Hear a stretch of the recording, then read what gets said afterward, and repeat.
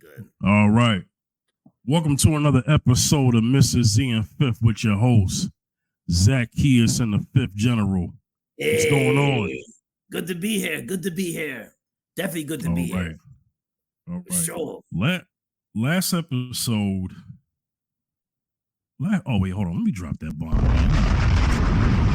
We gotta get that tradition. You know what I'm saying? We gotta get that going. Not last week, but last episode. We talked about. Man, what did we talk about? I'm forgetting. Sure. Was it the woman that was talking about? Oh, I got it. Why are we not official yet? Oh, we were talking about how. Okay. Yeah, we were talking about how women, unfortunately, will sometimes let their emotions guide them on how they want a relationship, but they don't necessarily communicate that up front. So what they do is they live a game of chance to see if this guy's going to be serious about them. So, this season and a little bit of last season, we did a mix of both from the men and women's side. But you know what? I wanted to kind of dive into as men, are we being unrealistic ourselves, right? Or are we asking for too much according to the woman's perspective? Because a lot what you'll hear is a lot of ladies in the YouTube space say that our requirements, they'll say that our requirements are high. So for the realistic man, and we'll do a couple scenarios. We'll talk about, we will name maybe some men who may be asking for too much or asking for something that they maybe not be required for. Right. Okay. And if they're not required for it, what can they do to get that time? Yes. Woman or outcome. You're judged by your outcomes. Yes, you are. Oh, yes. You know what I'm saying? Yes. So we'll get into that. All right. Yes. So we do have someone a guest today. He's actually the first guest outside of our brother Cinema who's been on our show. So yes, I'm actually you've introduced me to him, and I'm excited to get this show on the road, and it's nice to have a third perspective. Yes. Yes, it is. Yes, it is. Yes, it is. It does make things more intriguing. Right. So I'm gonna bring him up.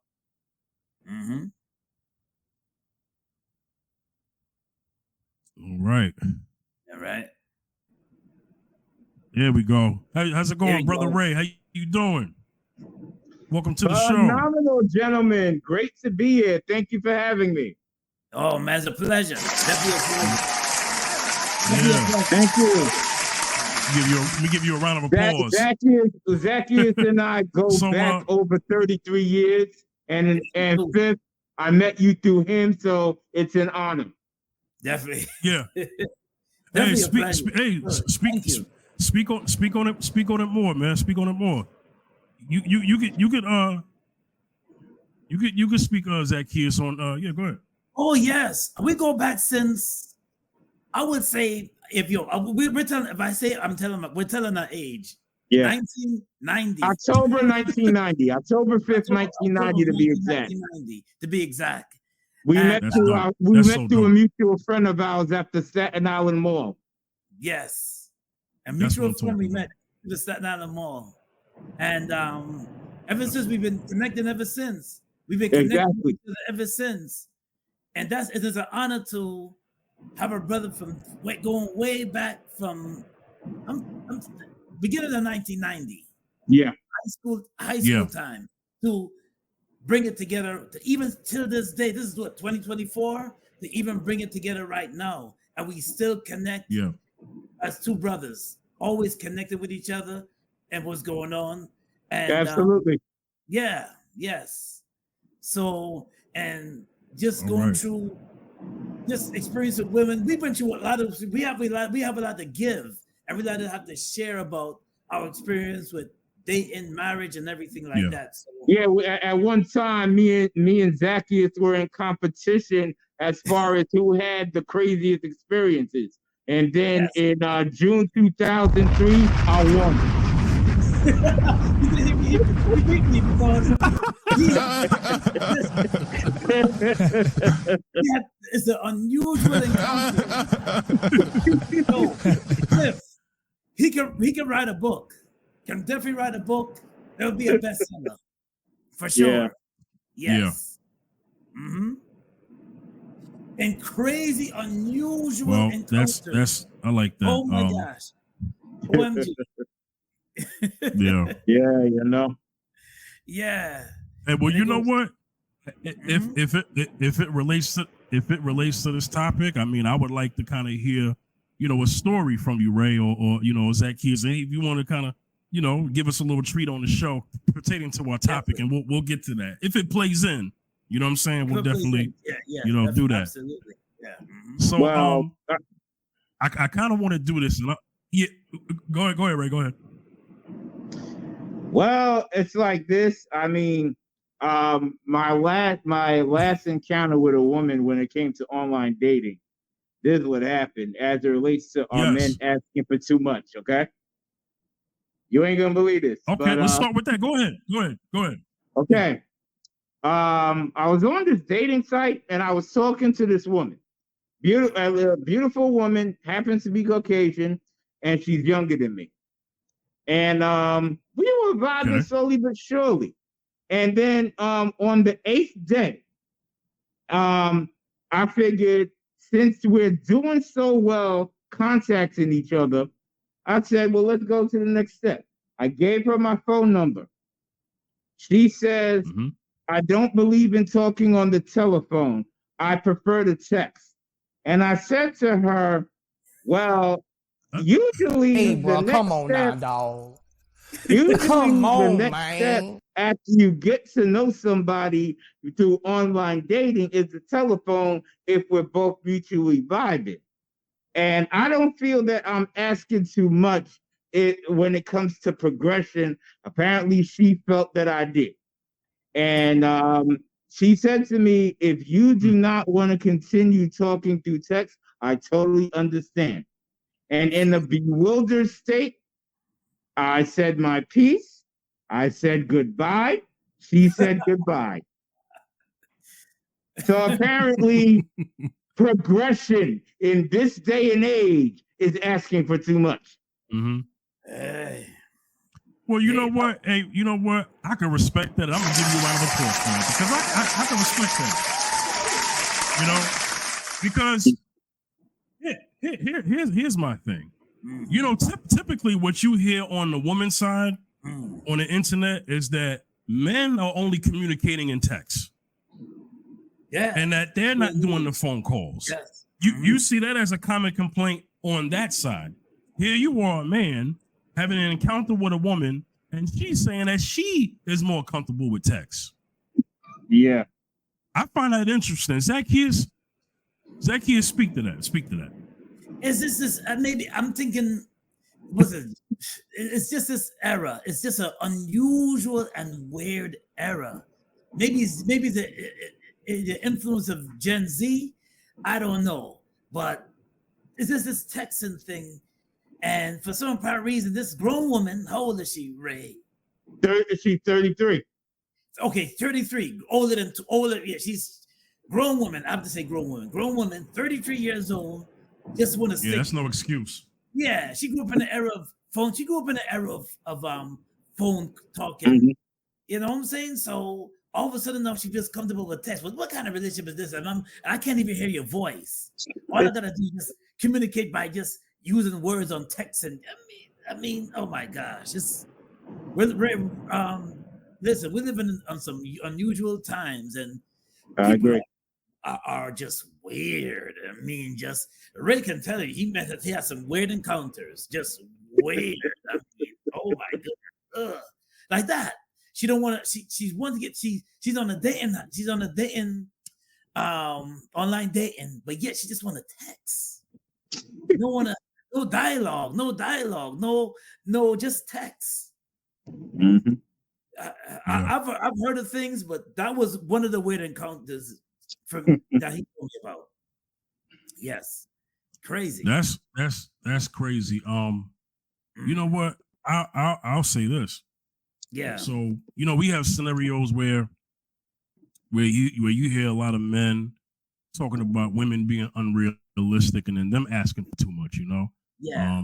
That is that's a reality that men are running into.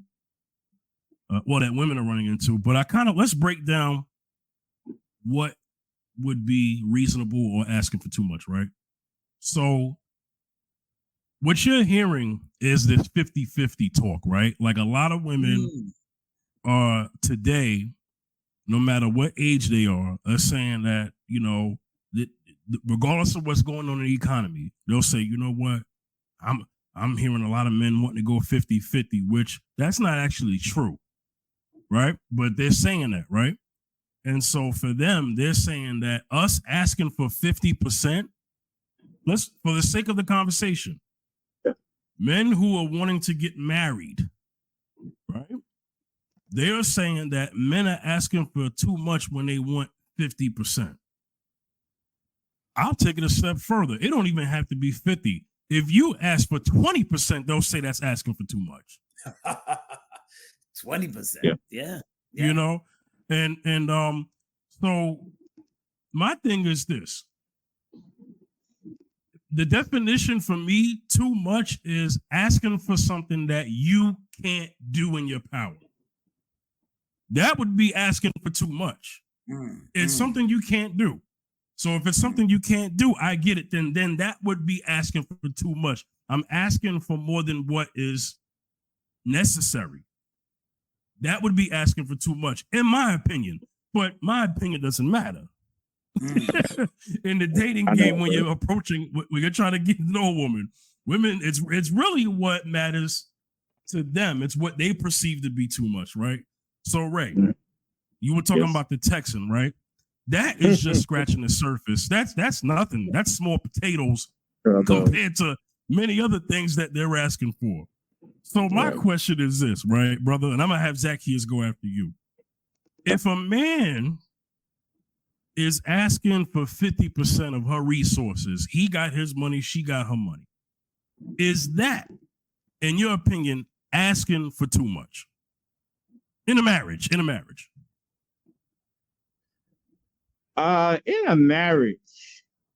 you know what? I say no, but it also depends on the conversation they should have had going into the marriage. Yeah, there we go. Because here's the thing. I was once married and then I got happily divorced. And but here's the thing about it though. Me and my ex-wife are very practical. I don't know if you remember a movie called Strictly Business. It came out in 91. Yes, I do. Okay. The one who played Joseph She Phillips' girlfriend, the thin one. This is what you remember. She said to her girlfriends eating lunch. She said, "I may not be in love with him, but we make a good team." And that's what me and my ex-wife were. So it's like on paper, we talked about finances. We talked about how things were gonna be going into the marriage, as far as finances, as far as housework and everything. So we had a good cooperation there. And money usually is the one thing that divides people. It causes arguments. It wasn't like that for me and her, because in that sense, she had a business head. I found a practical person in that aspect. So when it comes to a marriage, the talk should have happened prior to the marriage. And if you come across someone who's delusionally entitled, then that's a problem. And what makes you a simp when she expresses her statements and views that show delusional entitlement, that's what takes you from being a man to a simp, because that's your doing. So therefore, it's not asking for too much, but it depends on the conversation y'all had prior. Now, if y'all need to go back to the agreement you had going into it, that's one thing. But you have to come to a mutual agreement. So no, it's not asking too much. No, the percentage ain't asking too much, depending on the conversation prior to the marriage. Bottom line. Good one. Zacchaeus, you're married. Yes. You don't have to say everything personal, but I mean your perspective. I mean, if it was you, or if you was talking with another brother and he said that he's getting married and he asked his woman for 50% of her salary, because that was her income is kind of close to where he is, right? Yes, and it's doable. What would you say? What's your thoughts on that? My thoughts is this: when it comes to connecting with each other, that's the main thing. How do you connect? Is it just based on the salaries, or is it based on how you communicate with each other? Are you compatible with each other? That's the main thing, because y'all can have all the finances she can make him huge finances, he can be making huge finances, and if y'all just don't connect, and what I mean by connect in every aspect, are you comfortable with him? Is she comfortable with you? Do you share everything together, or do you hide things from each other? Which where couples do hide things from each other. Hide things from each other. Do you have a, because some people have you mean money? Money, money, meaning money, or other things too as well. Like some people have like you know who's number one at hiding money? Wait, hold on, Zacchaeus. I'm sorry. I just got to do this. You know who's number one at hiding money in a marriage? Go ahead, answer it. Ladies.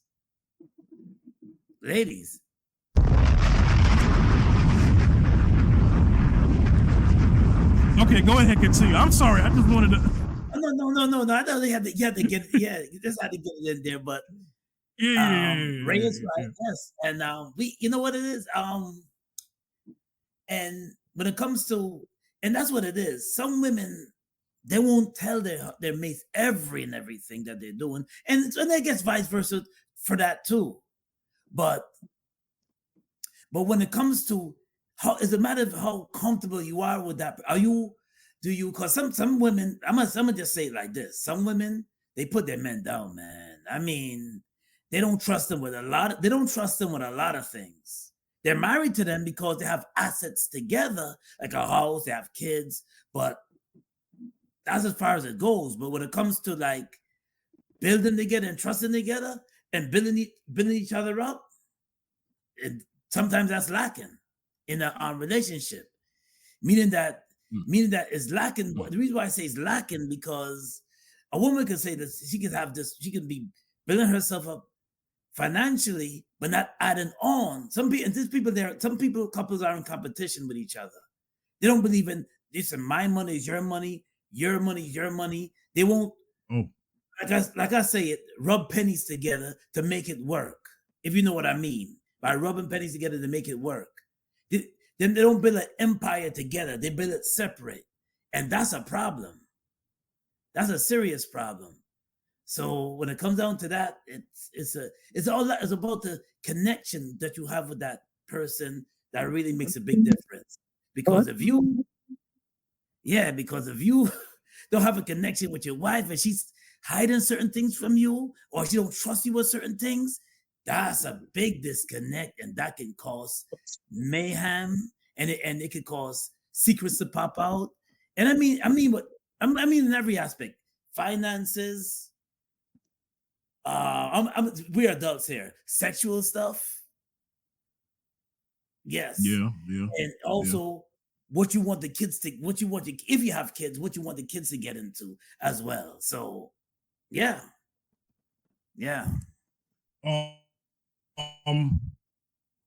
Check this out, Zacchaeus. You know what I've heard?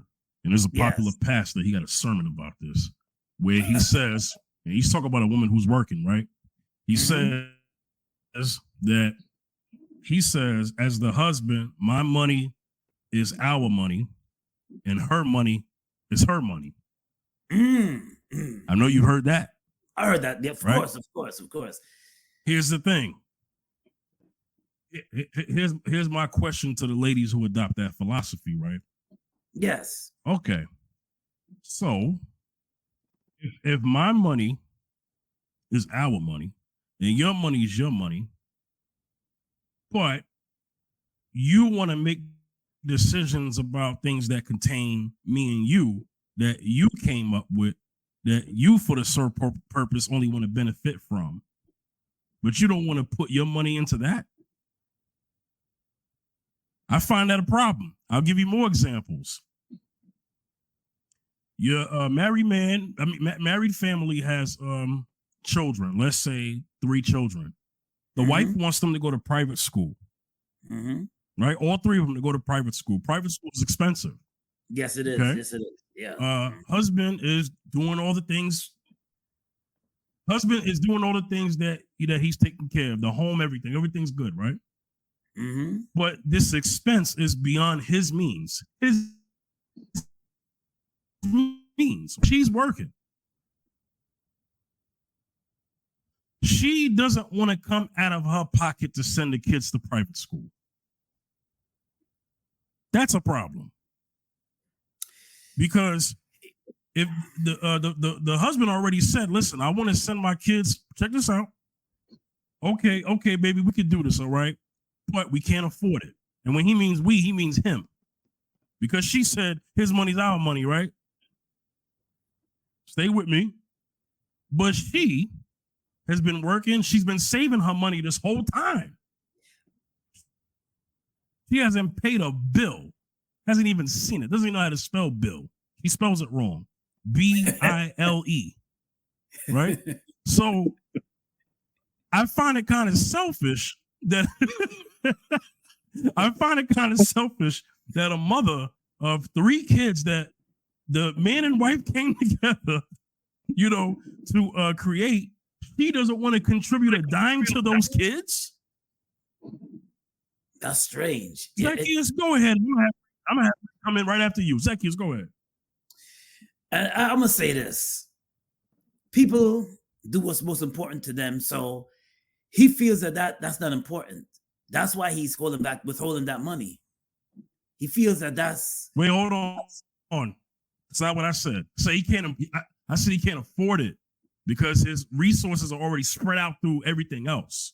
Oh yeah. But she wants them to go to private school. They were going to public school just fine. Yeah. But they were going to private school. He said it's not in my budget. Oh. That's what the husband said. He said it's not in my budget. Yes. Right.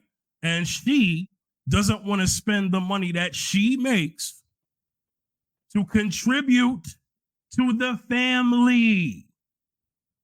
She's withholding. Because she'd rather it come out of his pocket. Yeah, she's withholding. She's withholding. So she's withholding because she feels that being the man, he should spend on that. You want the kids to go to private school? They want the kids to get protection? Because really, let's face it, private school is more like it's the same education, but it's more like a protection that you don't want your kids to go. You don't want your kids to go to the rough schools, the public schools. So you want the kids to go to a private school. So she's telling him, put your money towards that. I'm not gonna do it, but let you pay that.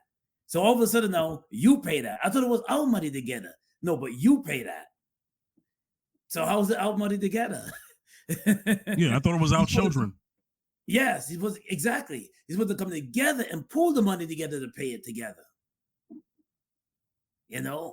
But some people feel that, and because you're better together anyway. You're better together. And some couples don't get that. Some couples are in. I don't know what it is. Just like they say it's our money together, but yet they when it's important to them, whatever that's important to them, all of a sudden, no, I'm taking my money. Let's say, for example, now, this is a perfect example. And I know people experience this too.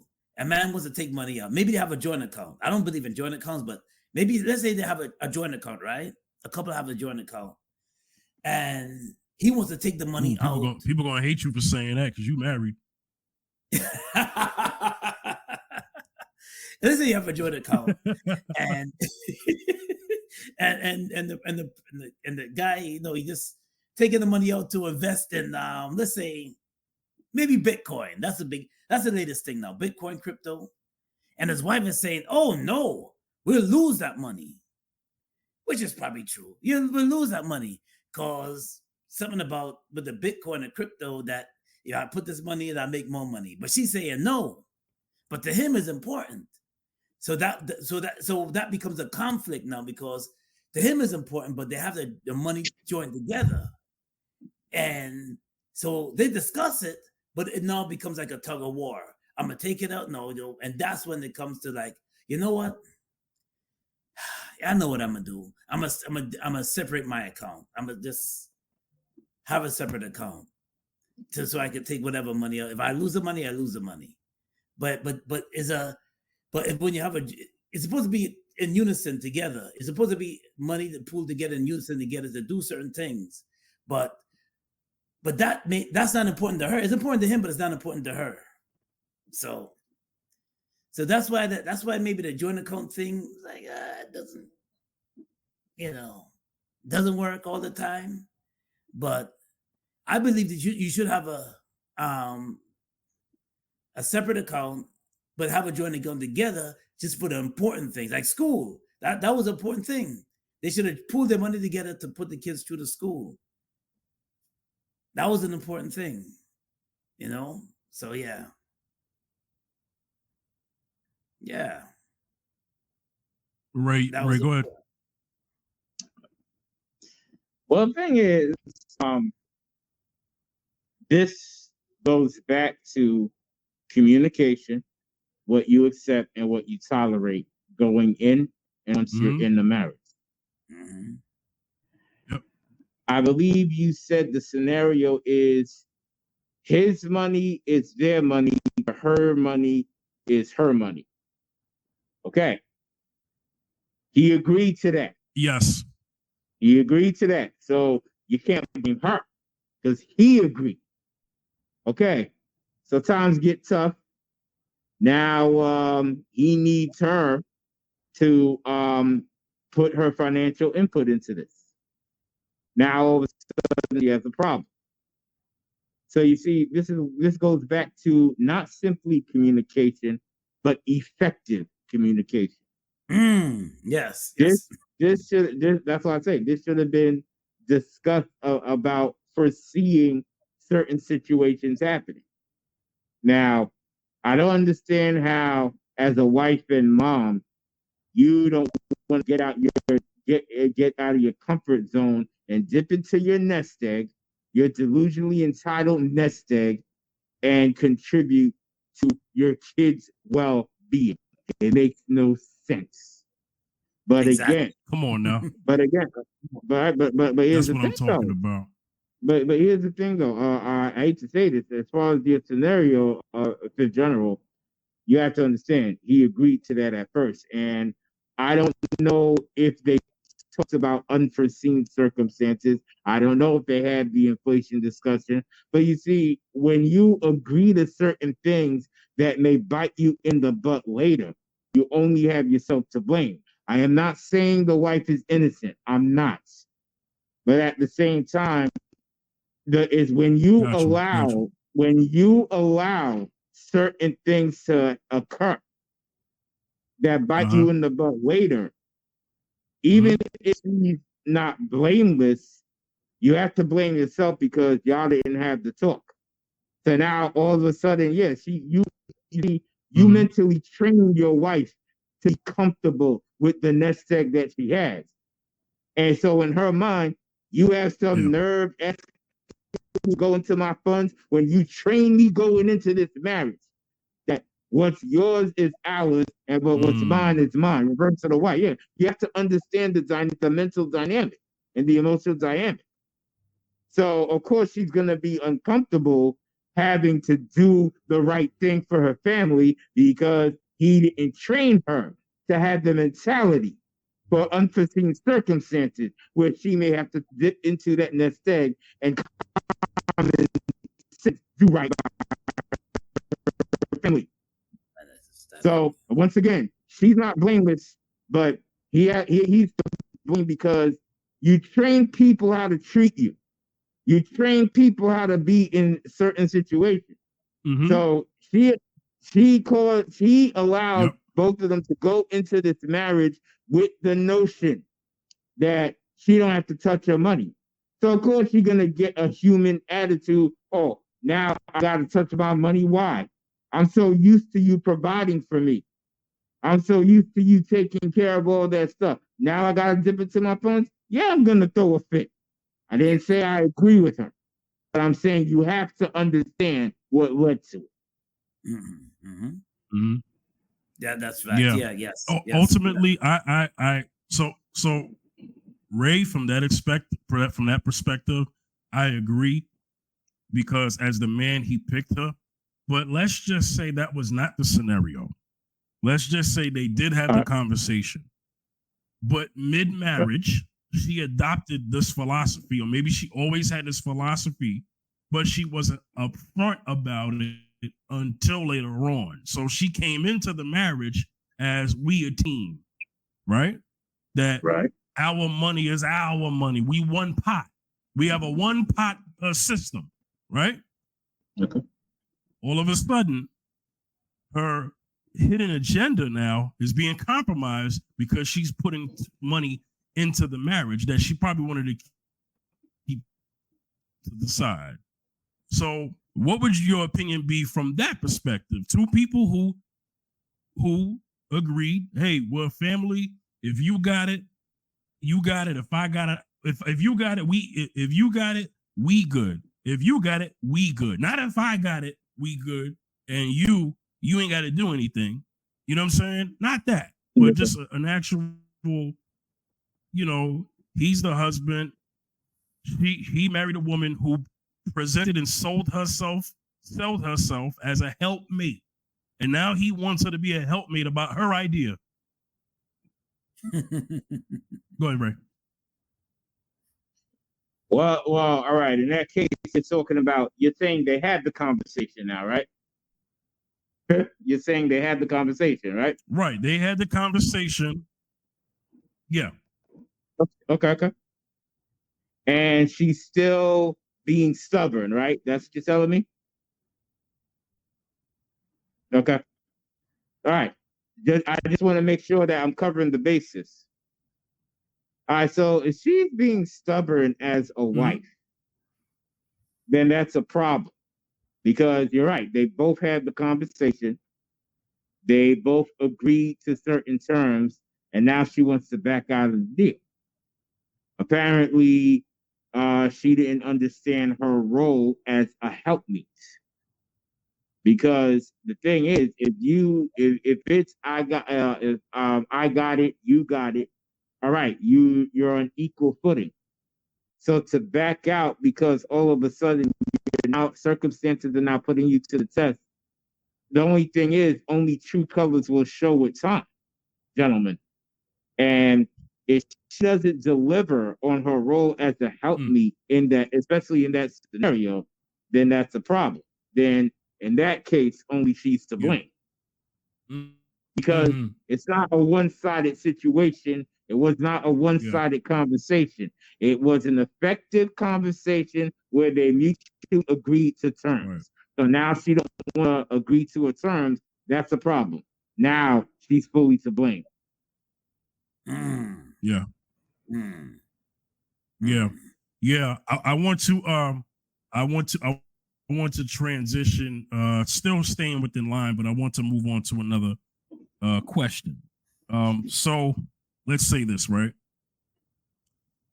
Ray, you mentioned earlier that a lot of marriages, and this is actually true, because the facts show it, a lot of marriages do end on finances.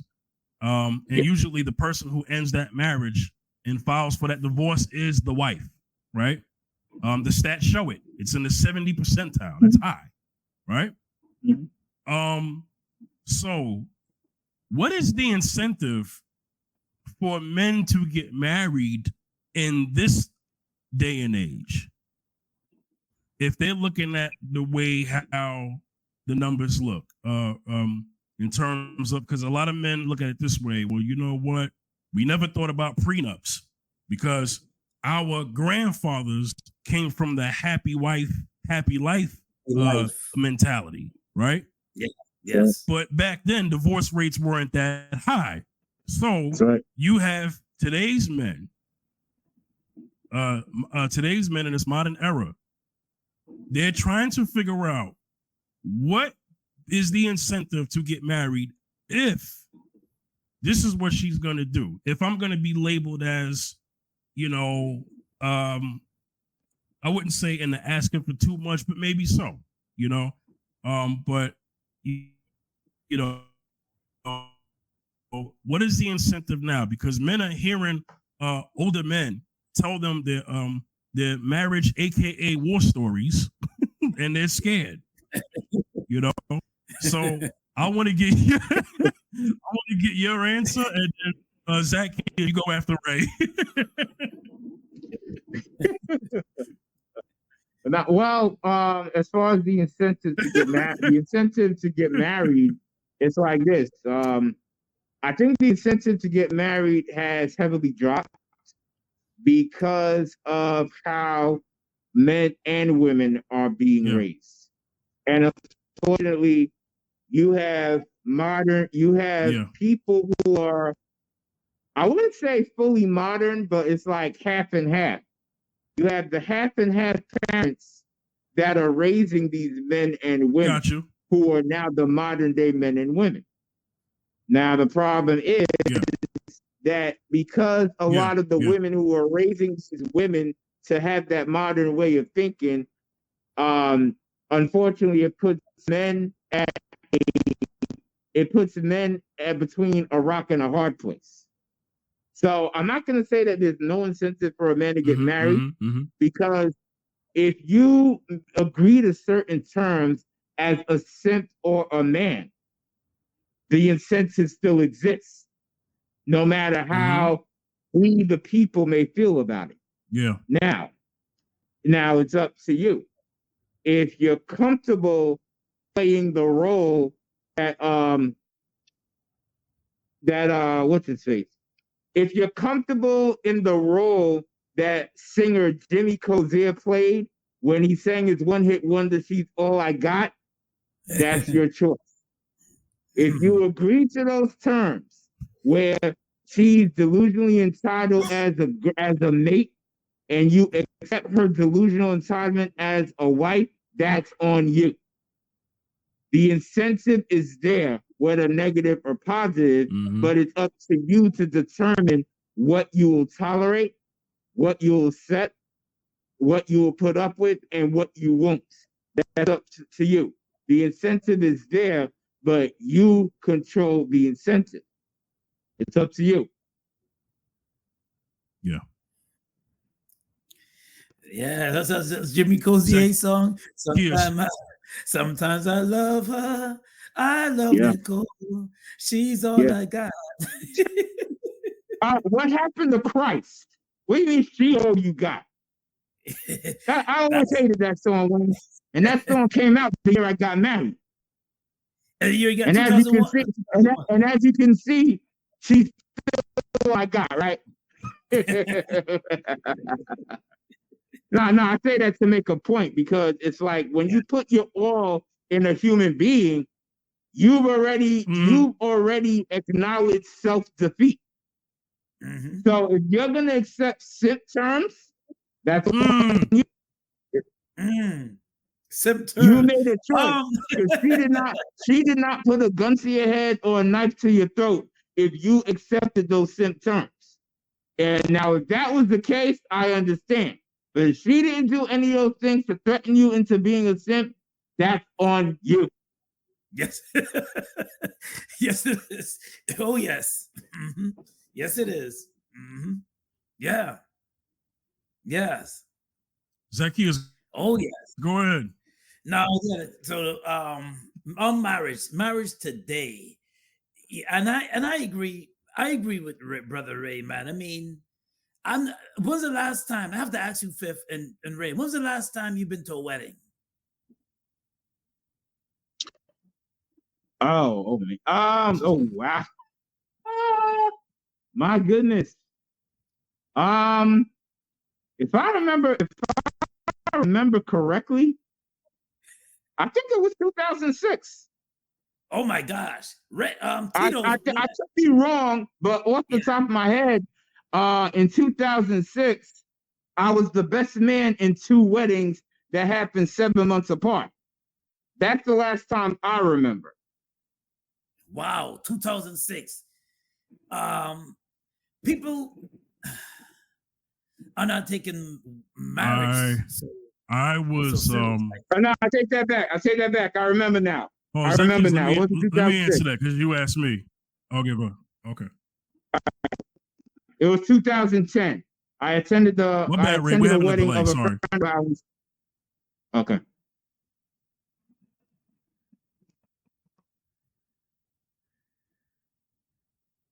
Yeah. No, go ahead, Ray. Go ahead. Okay, I attended the wedding of a friend of ours in First Central Baptist Church, and that was in 2010. That was the last wedding I attended. Now I remember. Wow. Thank you. Okay. Wow. Mm-hmm. Wow. Okay. So, the last wedding I've been to, I'm not gonna have the year right, but I'll just say how old I was. So, to give people an idea, I'm 36. The last time I went to a wedding, I was it was my cousin's wedding. Oh God, what year was this? This was I may have been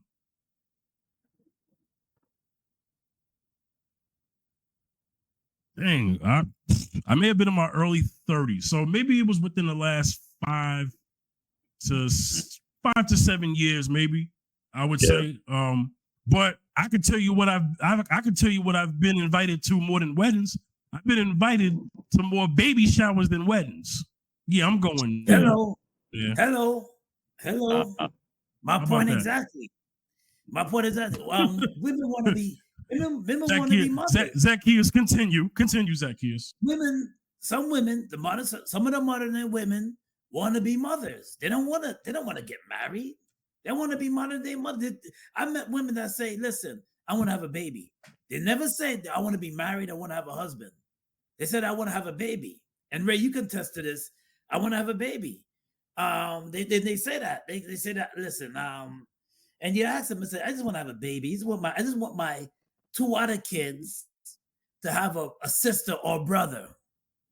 I want to have a baby. And you ask them like, well, with your soon to be husband or your no, it's like, no, I didn't say I want to get married. I just want to have babies. So the thing is this: marriage is not really, men are not looking to jump the broom anymore like that. Because, and I'll tell you why. Most people concentrate on the living together. Most people concentrate, especially in this modern day and age, I would say from people have been living together from the 1990s to now.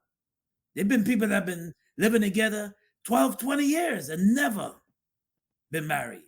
They have kids and everything, never been married. So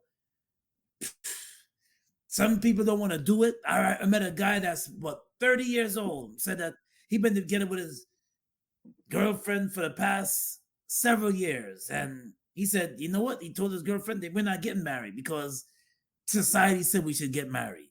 So this is where the value of marriage is pummeled. And because of what other men said about marriage, about when they were married, that, I got divorced several times. So and some men say this. Some men say this, and I've met some men that say this. Oh, I don't want to change anything because when we get married, everything changes. Her attitude change. She's not the same person anymore. So people get kind of that cold feet about getting married. So it's becoming like more people are living together than ever before than tying the knot in this day and age. it just shows. It just see how much people. Yeah. How much people in your circle you said are getting married? How much people did you hear getting married in your circle in 2024? You got to ask yourself, how much people on your job said they're getting married? Or either they're married already, or they're just single, but they're just dating, but they're not. There's nobody even excited about getting married. It's becoming a thing where, sorry to say, it's almost like a dinosaur thing now. Yeah, we're living in these times, man. Well, and I'm gonna say, yeah. Well, I'm gonna say this, and then I'm gonna hand it to Ray, right? So another thing that you see in this space is that, in terms of men asking for too much, you have women who are asking for a long list of things. That laundry list is long, grocery list. You know what I'm saying? Yes. They want a man, but they'll start off with this though. They want a man to have 6 figures and up. Yes. Right? Mm-hmm. They want him to be physically fit, 6-pack, all of that, right? Okay. Yep. They want him to be over 6 feet. Right? Now, that's not that many of the world in that range, right? But those are the 3 things that they start out with. Then they also want him to be emotionally intelligent. They want him to be available. They want him to be a family man. They want him to be a sexual Olympian. They want him to be their mother, their father, their sister, their brother, their pastor, their confidant, their judge, their everything, right? But then when that man says, okay, I could give you some of that, but are you going to be cooperative? And then are you going to be a submissive wife? They hate that word. That's going to give me peace. They'll say, oh, no, I ain't doing that, but I do want all this stuff I asked you for. So, Ray, respond to that. Well, as I said, people make choices. It goes back to, do you want to simp out to that because of desperation and fear of dying alone, which no autopsy ever said a person died because they were alone. If you have that fear, that's on you. And I realized 4 years ago,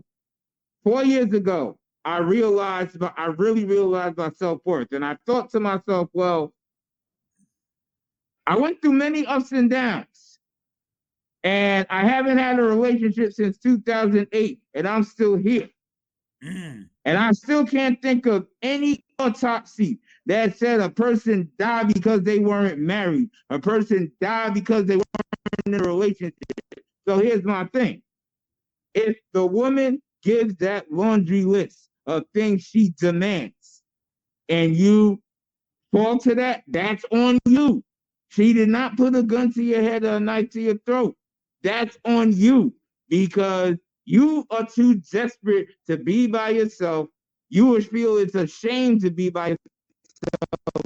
You desperately need to be validated by a woman like that so much, and you accept her terms. That's not her fault. And if you don't fit the bill of what she's looking for, so what? People make choices. There are people that, as men, we don't see as externally attractive. That's all right.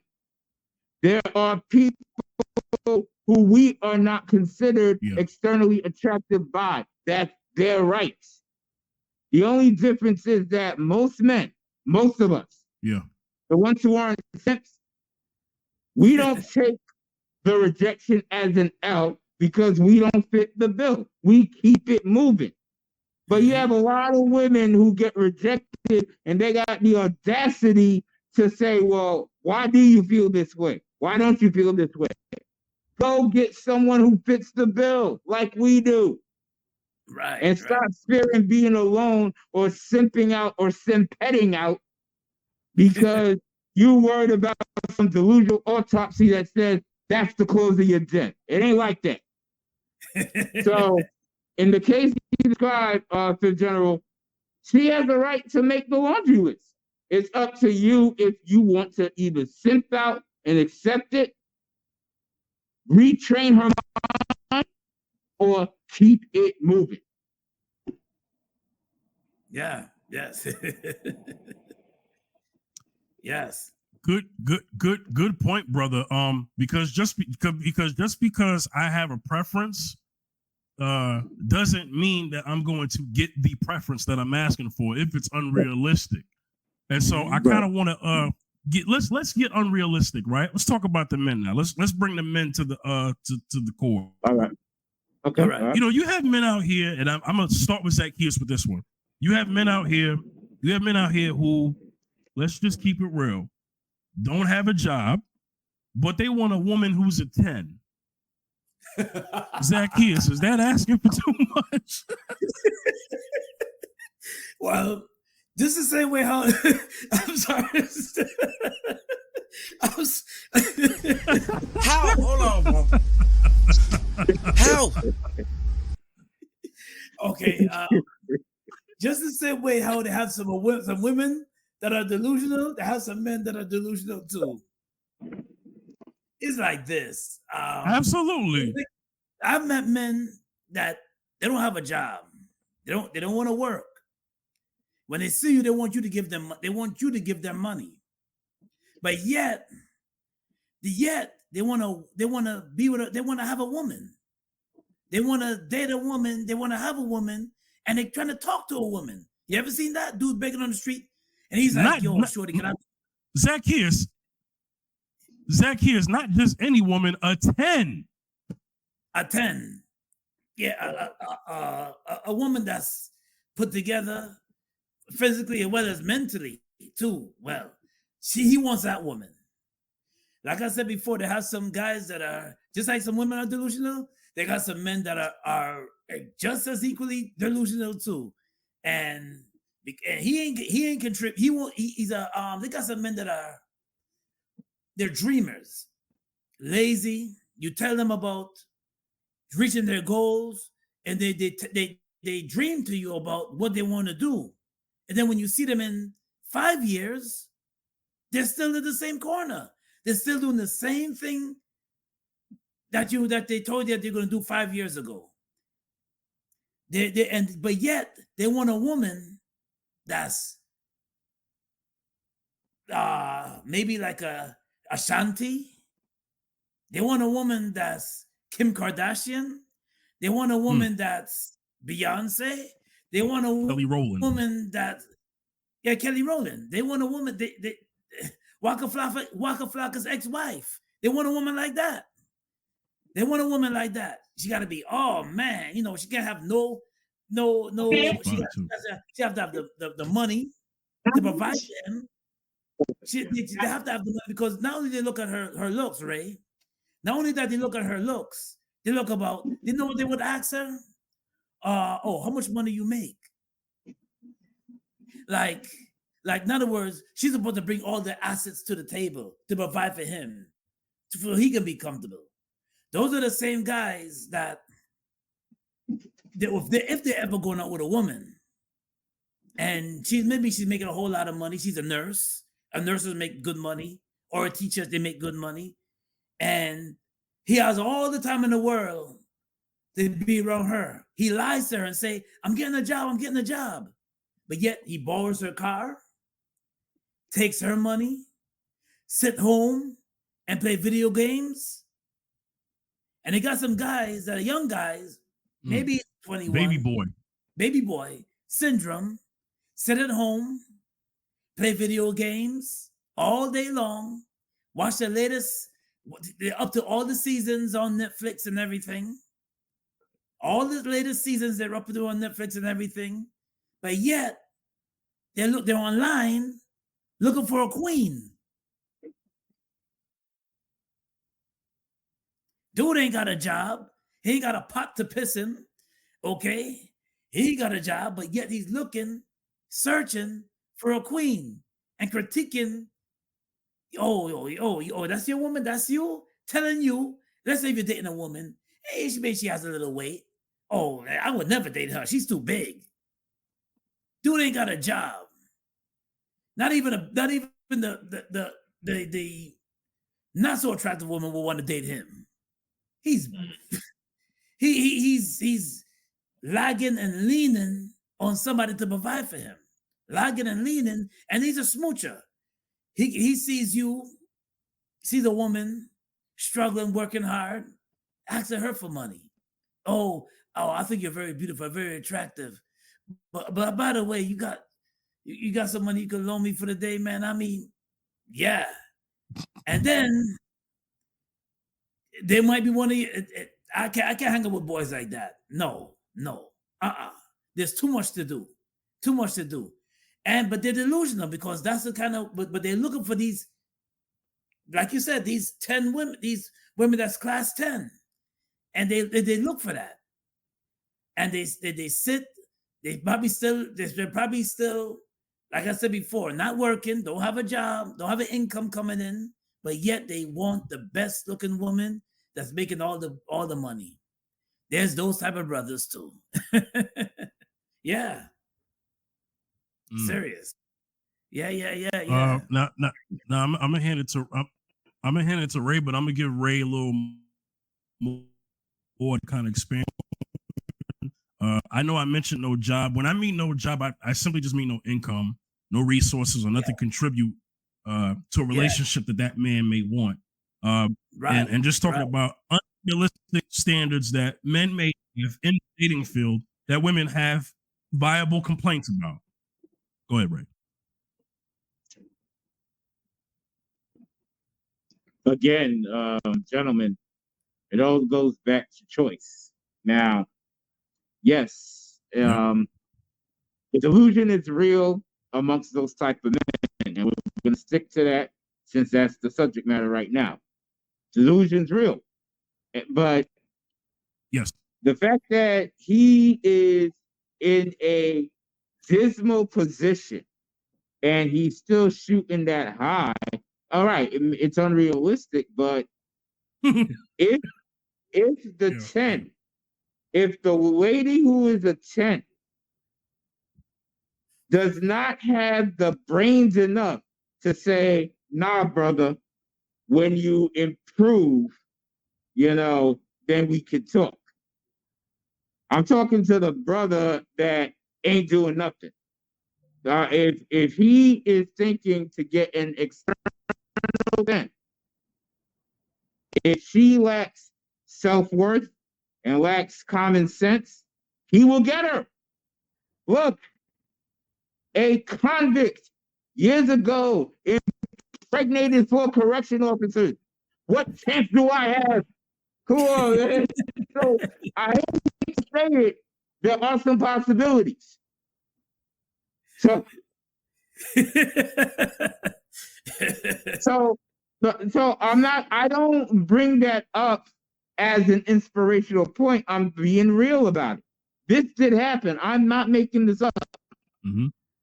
So if you're a lady out there who knows she looks good, who is a 10 by external standards, and is attempting to get to a 10 by internal standards, I'm talking integrity, your mentality, your heart-wise. Know your worth.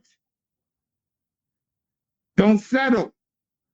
Just like we as the aspiring gentlemen or the actual gentlemen are doing our best not to settle. You don't settle either. There is no such thing as perfection amongst human beings. But use some common sense. When you know better, you do better. And I'm not saying that the lazy brother should be completely dismissed. He should be advised. He should be lifted. But if he chooses to forego the upliftment that he's receiving, leave him alone, move on to something better. Right. Yeah. Mm-hmm. That is absolutely correct, and yes, we have seen very interesting scenarios where, yes, the man who has nothing gets everything. Well, from his perspective, as far as the ladies, because there is something that he may not have the financial means, but there is something that he has that these particular women want and fall to. And that's very true. Yes. Because just like we have men who are simps, you know, we have women who are, you know, simps too, I guess, you know, but you know, simpettes, simpettes, right? And I would say when you look at women's quote unquote horror stories of dating, I'd say a lot of women are simpettes, more than they want to admit, because because they are horrible. I said this on an old show. I believe that most women have horrible taste when it comes down to it. I believe that a lot of women are lying on the internet and talking about what they want, the 6-figure man, the 6'8" man, and all this other stuff. Okay? You know, I believe a lot of these women are actually capping, if you ask me, because you speak to those same women, and you know what happens to these same women? At some point in their singlehood, they're single for too long, and then they get hot and they get bothered. Wow. And when they get hot and bothered, they call somebody. And Pookie's on his way. Actually, Pookie either got to ride the bus, right? Or if he lives in a city where there's not public transit, he's asking for a ride for her to pick up, or for her to send an Uber. For her to send him an Uber. There are women out here who have put a lot of financial investment into making sure that Uber and Lyft is a Fortune 500 business for the Pookie that they wanted to come over because they had their standards too high. But at some point, they got in their bed, it was cold, and they got lonely, and they compromised their quote-unquote unrealistic standards for a night of pleasure. And so I think a lot, right. So a lot of women will say, a lot of women don't qualify for these rich men, and we all know that you don't get to wait at the finish line and pick the winner. No, the winner picks who he wants. He picks the prize. And secondly, when you think about it, if a woman wants said man that has everything in the world, other women want him too. Zacchaeus to this. Other women want him too. And at the end of the day, for the sake of the argument, wouldn't that make him the prize? You know, let's just keep it real. You know what I'm saying? But I also want to say this, right? Because we talked about women with unrealistic standards. I mean, you've had women who are like real fat. I mean, we talk about 600-pound like fat. You know what I'm saying? They talk about who's built like Arnold Schwarzenegger back in Predator 1. You know what I'm saying? That's unrealistic. They want a man who's built like Stallone and Rambo. That's not gonna happen. But some would say, right? But in some small corners that has happened. But here's my thing, right? I will say this though, for men, for being unrealistic, right? Whatever level you're at, your expectations have to be okay. You have to know who you are in this dating marketplace, right? And that goes for men and women. And for the most part, the question that I want to ask men, or men should ask themselves, is, can you get what you're asking for? And if you can get it, can you maintain it? Ray, I'll let you go first. Yeah, you're right. Those are two good questions. Can you get what you're asking for? And once you get it, can you maintain it? That comes with a search inside self. And you have to be honest with self when it comes to those two poignant questions. Because look, let's face facts here, gentlemen. What we may not have realized in our youth, and this is not conceit, it's proven. We have been overqualified for a lot of women who rejected us. And it doesn't mean we think we're better than them. The fact is, they know we're better than they are.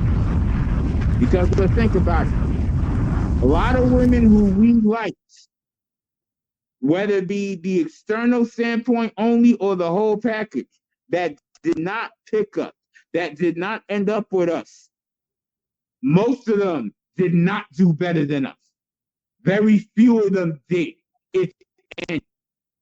So as far as being able to handle what you get, and once you get it, maintaining it, to either maintain or increase, you have to look inside self and be honest and ask yourself, are you truly ready for that type of challenge? Are you truly ready to be an asset and not just the first 3 letters of the word? Are you ready to really go forward and go forth? Not just with your mate, but as the individual first. Checkmate. Because when you can answer that question, even if it's a potential yes, because you know your worth and you know that you're willing to go the extra mile to be able to get what you want and maintain what you get. If you're true to yourself and you do the best you can, then it's gravy. But if you lie to yourself, what you're only doing is you're creating havoc. You're not being real with yourself.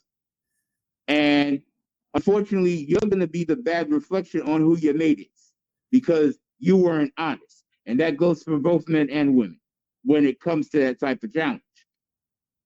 So it's up to you. Just be honest with self. And if you can't handle what you get, and if you can't maintain and increase whatever it is once you got it, you have to be real with self.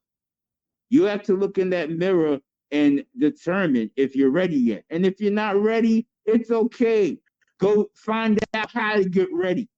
It's never too late. But don't waste anybody's time and don't waste your time if you're not ready to receive what you get or maintain and increase whatever it is you get. Yeah.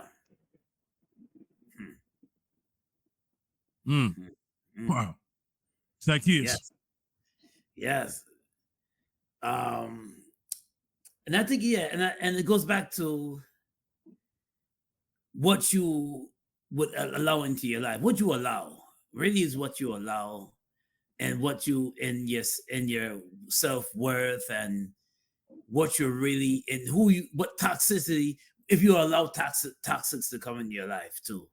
So they have they got some people, man, and really, they got some people. Now I've seen this too in my lifetime.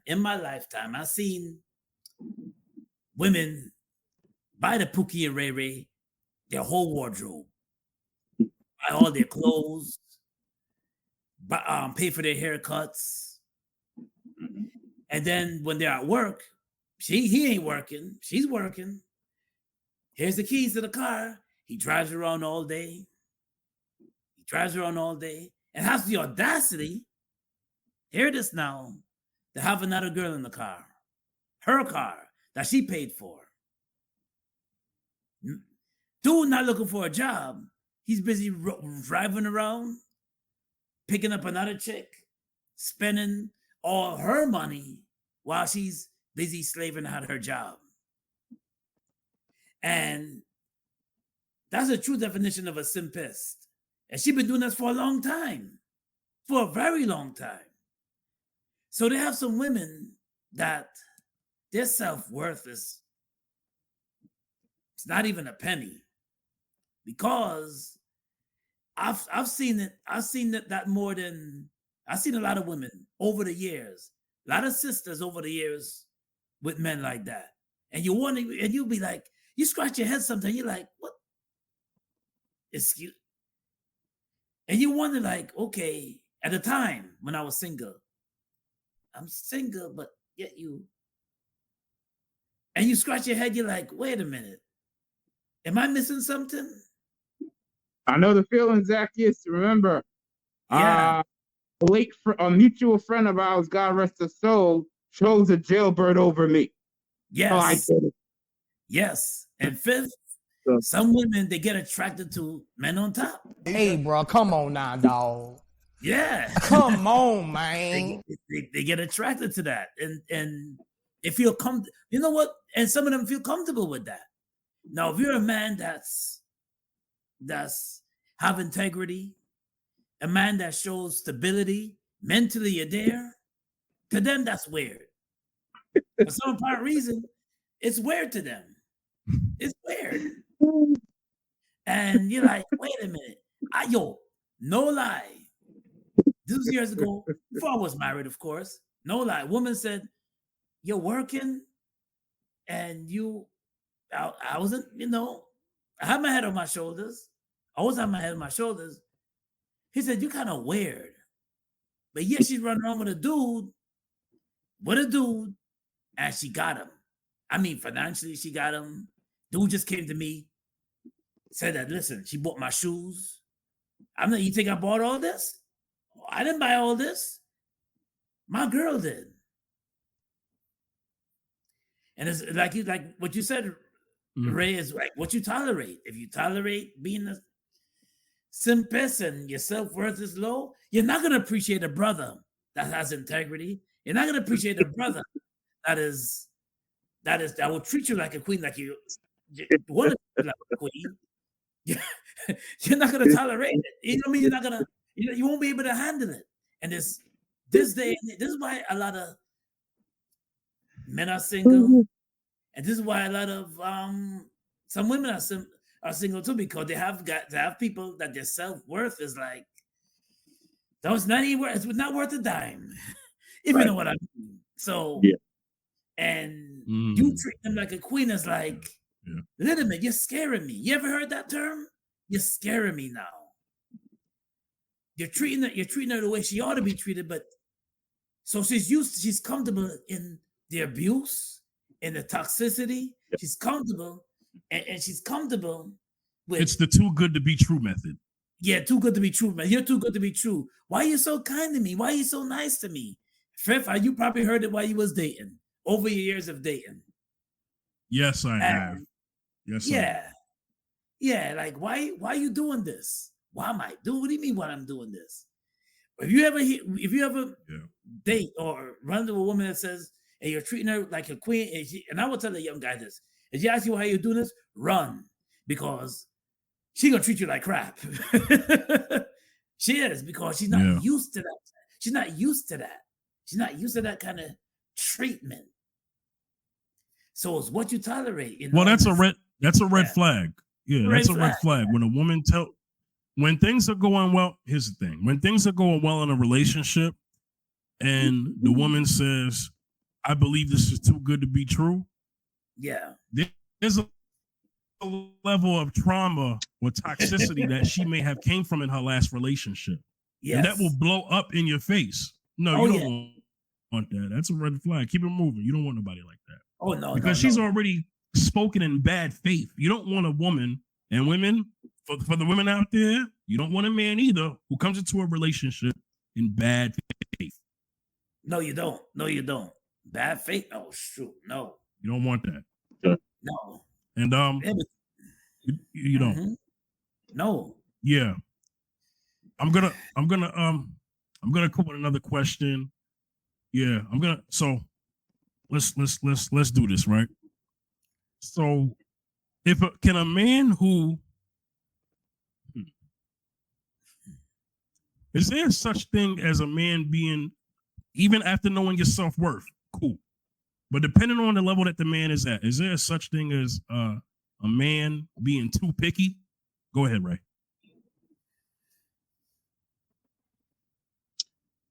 I mean, it is possible. But I think that, if you're talking about a man who knows his worth, got all his together and knows what he wants, there's no such thing as being too picky. He's being wisely selective.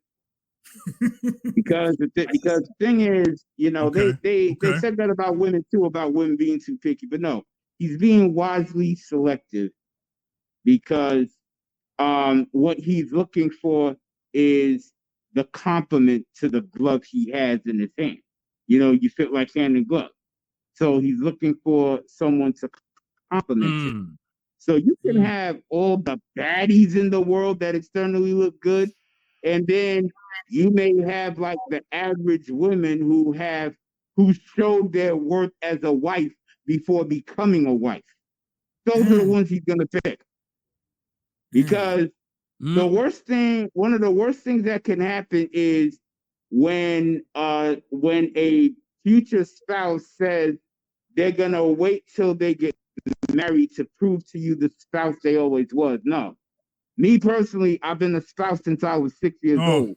And what that means is I've always envisioned marriage and being happily married and at peace since I was 6 years old.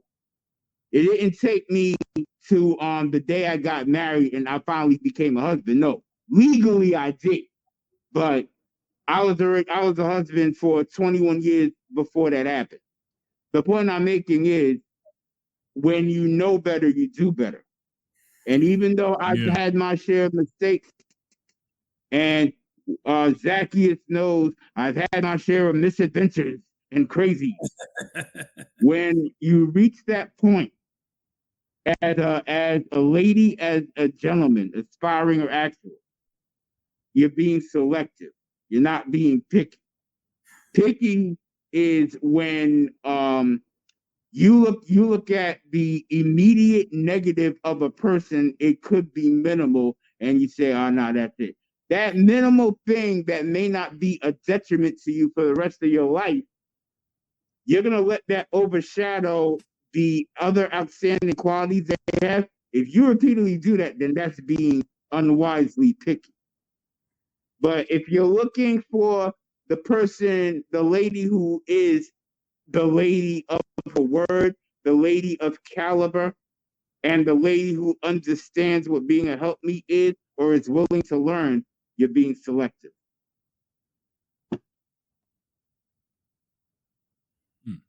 Yeah. Good perspective. Zacchaeus, same question. Is there such as men being too picky when it comes to dating standards? That's a good question. I like that question. It's like this. Some men see red flags and they keep it pushing, right? Now, some men ignore red flags and they go because a lot of us men, let's face it, a lot of us men look at the beauty and we concentrate on that booty.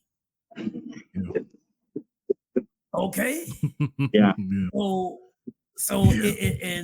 a lot of us, we get dumbfounded by the beauty and hypnotized by the beauty, and we ignore the red flags. And I believe that a person should, because of this, I believe a man should be selective. Women are selective all the time. So I believe a man should be selective, because when you put yourself in a relationship and you ignore the red flags, you're in for a wild ride. If you're not selective and you just choose any random woman to date and the wife, you're in for a wild ride. Because there's a lot of dramas, a lot of history of men being destroyed totally, women being destroyed totally because they were not selective, and men being destroyed not only financially but also with their life being snuffed out because they were not selective. They didn't take precaution or move wisely. Do you know much men that got dating because of dating a woman and they were not selective? They got ambushed by other men and they're not here no more because they were not selective. They got some people that ignore red flag. You notice she's a hot wire. She's beautiful. She's sexy looking. Oh my goodness. Oh Lord. Biscuits and buttercream. But you ignore some of the signs because you're not selective. Buttermilk biscuits. Yeah.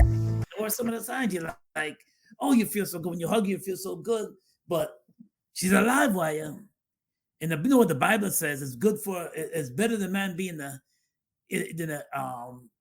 alone than to be with a scornful woman. Right.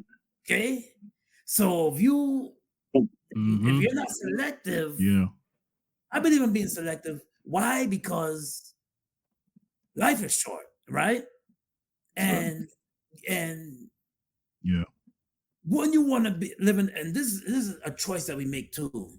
When you're older, live a life of peace or misery. It's a choice that you make. Now, they have people that ignore the peace. They just push peace aside. They look at her beauty, and the men, they just get in and it's like, listen.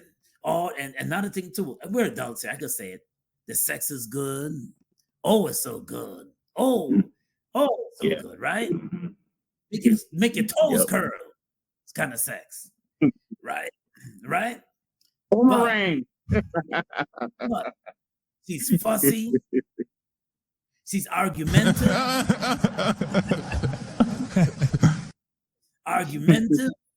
She's fussy. At a drop of a dime, she's willing to bite your head off. Argumentative, moody. How much? If you met women that are moody, I'm sure you did. And Ray, I know you did already. Absolutely.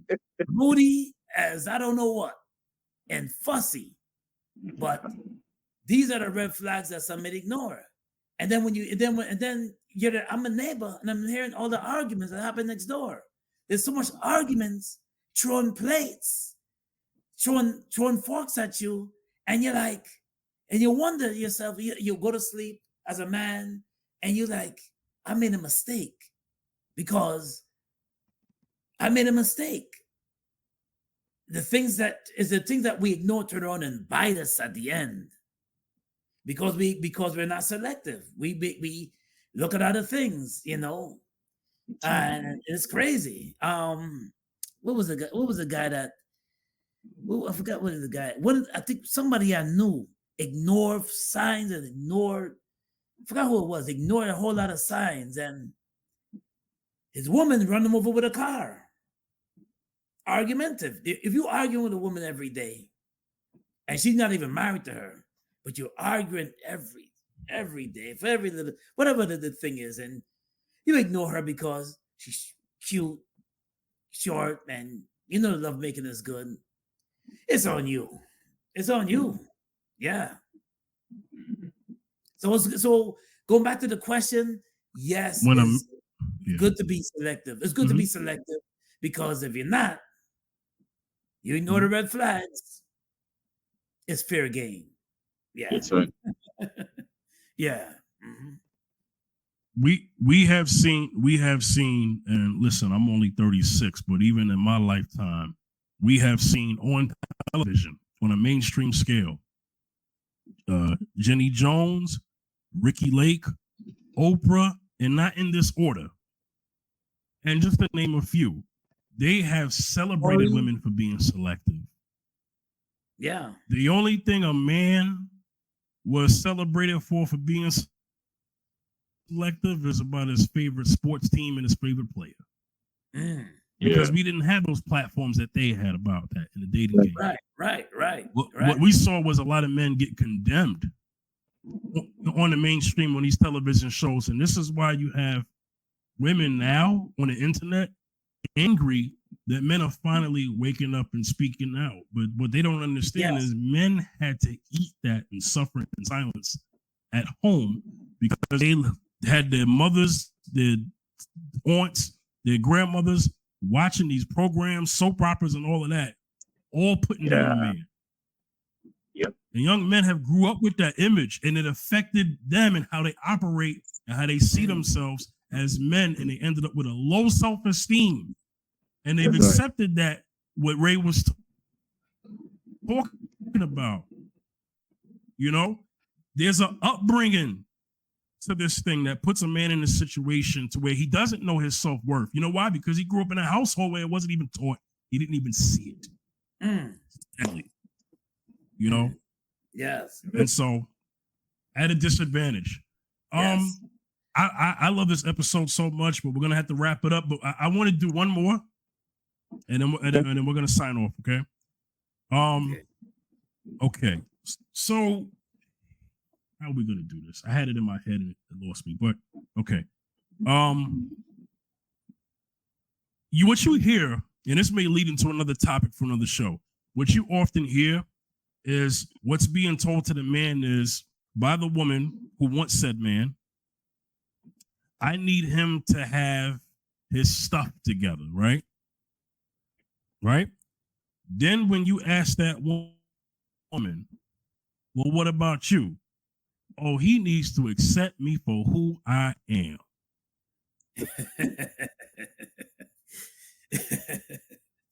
I beg your pardon. Audio for that. I beg your pardon. So that's an example of women asking for too much. You know, but what would you say to the man? What would you say to a young man? Because, you know, I saw an episode of Martin, and when Martin let Gina go, and the one thing that an older brother said in there was, old fools used to be young fools. Okay, so then let's say maybe certain men of a certain age are set in their ways, right? Yeah. Ray, what would be your advice to a young man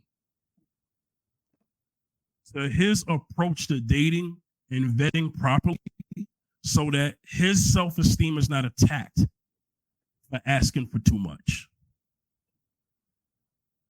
Wow. Well, that's a heck of a question. Yeah. You actually stuck that one. I gotta think for 3 seconds. You know, in this day and age, but no, it's just that, you know, no, go ahead, Ray. It's just that growing up, when I was 16 years old, I had 2 special mentors who took me under their wing and schooled me in ways my parents couldn't. And that's not a knock on my parents. I'm just being realistic. And they did the best they could to school me as to what was happening then in the 90s and what's to come. And the truth is, I had to go through a whole lot of BS from a social standpoint to fully understand who I am.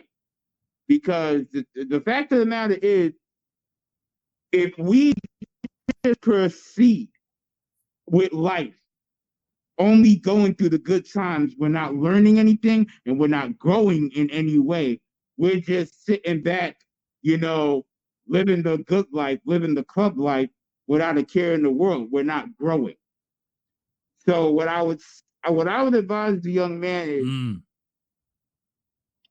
I would tell the young man is that you're going to have to experience certain hurts to truly understand how to proceed and progress with life.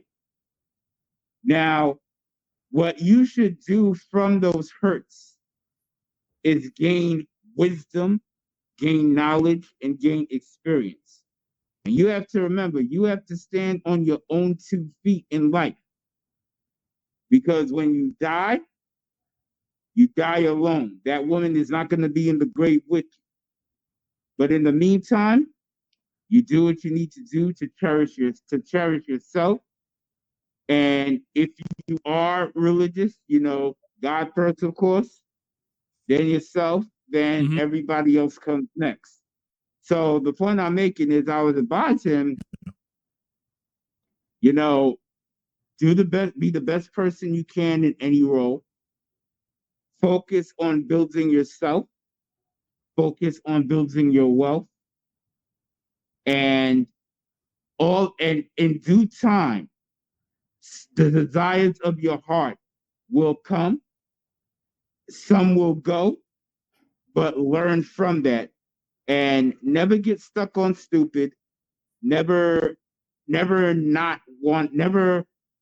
stop growing. But at the same time, you have to face the adversities, whether it be social, whether it be business. When you go through these adversities and grow, you'll know how to thrive. Yes. Yeah.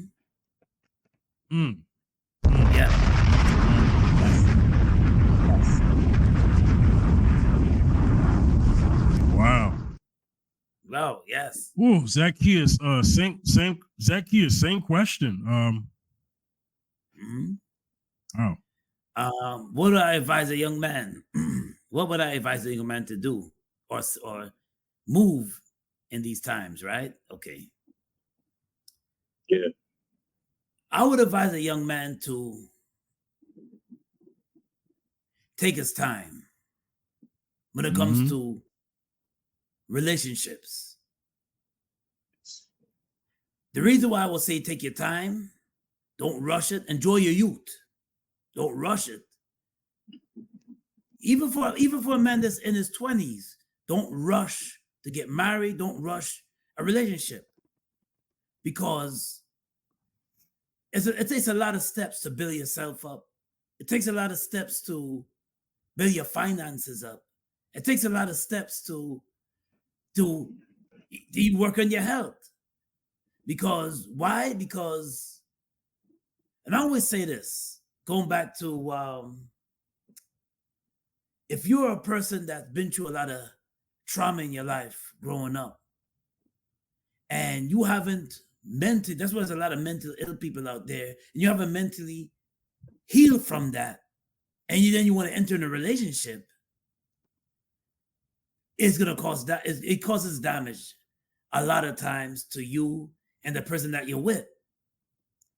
And because of that, I would tell this young man to say, listen, first, seek the Lord. The Bible says, seek ye first the kingdom of God, seek the Lord first spiritually, because if you take care of your spiritual man, you'll be able to take care of the rest.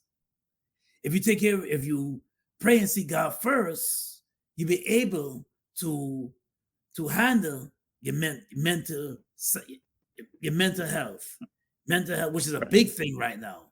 A lot of people dealing with the mental health issues, and also you'll be able to focus on what you need to do step by step in order to you to get to the next plateau and bringing another person into your life. What a lot of people do is they bring other people into their life, but they're not ready yet. And I learned from that. I learned that, okay, I'm not ready. I jump into a relationship and it becomes a catastrophe. I was not ready yet. A lot of mistakes that we make in life, some people jump and get married and they're not ready yet. So I would tell him to take your time. Take your time. Don't let nobody rush you, pressure you. Remember, women got a biological clock. You don't. Once you build yourself up, of course we're all gonna make mistakes. You're not gonna be, no one is perfect to build up to be a perfectionist. But take care of other things you gotta take care of in life, and then you'll be able to select a wife. Because let's face it, a lot of confusion happens when you're broken. And when you're broken and you're hurt, a lot of drama, whether you're in the streets, whether at home growing up, there may be you've had a toxic relationship with your parent, your parents went through some toxic, and you've seen a lot of stuff that you shouldn't have seen, and you experienced a lot of things, and now you want to jump into and then let's say you've been dating somebody and you're hurt from that relationship, and you want to jump into another relationship.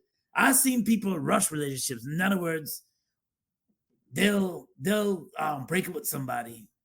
Guy will break it with somebody, and then jump in, and the next 2-3 months you jump into another relationship. Take your time. Take your time. Don't let nobody rush you and pressure you. Don't take your time. And then when you take your time, you'll be able to select the right person for you. Just take your time. Don't rush anything, because when you rush, that's when you make the biggest mistakes. So it could be a good lesson, but sometimes some mistakes that you make, you can't. The bad thing about some mistakes you make is that you cannot correct them because it's too late. Some mistakes that you make is too late. Like, let's say, for instance, she got you in jail. You didn't do anything to her, but she got you in jail. You can't correct it. Now you have a record. You can't correct that. Or she got you in some kind of drama. Hard to get out of it. You can't correct that. So, young man, take your time, and yes, be selective. That's all I gotta say. Yes. Take your time. Wow. Yeah. Wow. Oh, all right. I don't have anything to add to it. I had fun just moderating this show. Yes. But I do want to still give final thoughts, an opportunity for final thoughts, because those were like final thought responses. But if there's anything additional to the final thought that you would like to add to summarize the whole show, you definitely have that opportunity, and I'm gonna give that opportunity first to Ray. Thank you, gentlemen. I believe that as aspiring gentlemen or actual gentlemen, in this day and age, especially with the home training we had and the intentions that we have, when it comes to relationships, when it comes to marriage, no, we're not asking for too much. It's just no, because the thing is, what we ask for, what we would like to have, is for what we are capable of effectively delivering. It goes back to the biblical golden rule: do unto others as you'd have them do unto you. And I think the problem with relationships and marriages is that peace and the biblical golden rule are non-factors. Now, if you have that as the benchmark to your growth as an individual and in relationships, then neither the lady or the gentleman is asking for too much, because they would only ask for what they themselves as individuals can give to the other person and can maintain within themselves and within the relationship.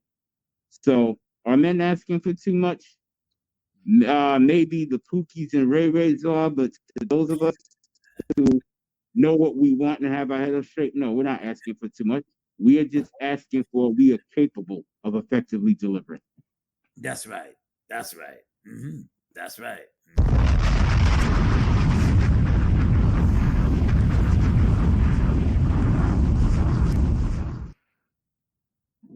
Yes.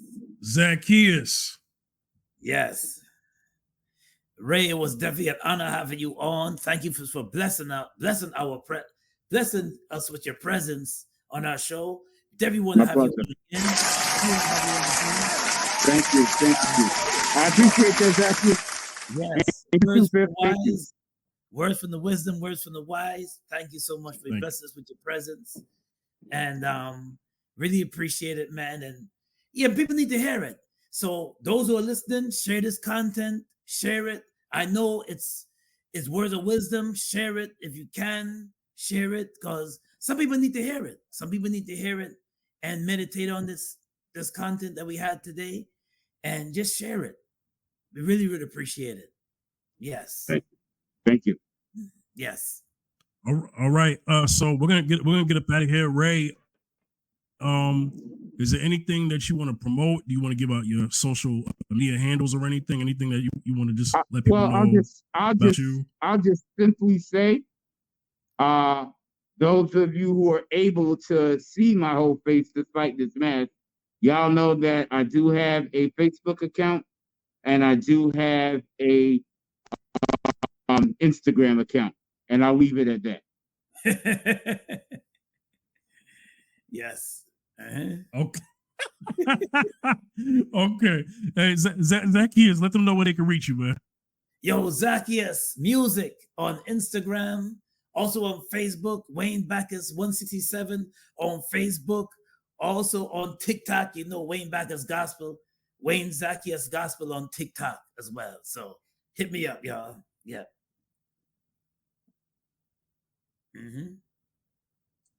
All right. Y'all can get at me at the Fifth General, Facebook, Instagram, Twitter, X. All right. This was a monumental episode. And Ray, we're gonna have you back. Yes. Looking forward to perspective. I enjoyed it. Yes. Thank you. Looking forward to it. Yeah. Absolutely. Yes. All right. So this was another episode. That's what I'm talking about. This was another episode of the Sissy and Fifth podcast. We'll see y'all next time. Oops, wrong button. We'll see y'all next time. Peace.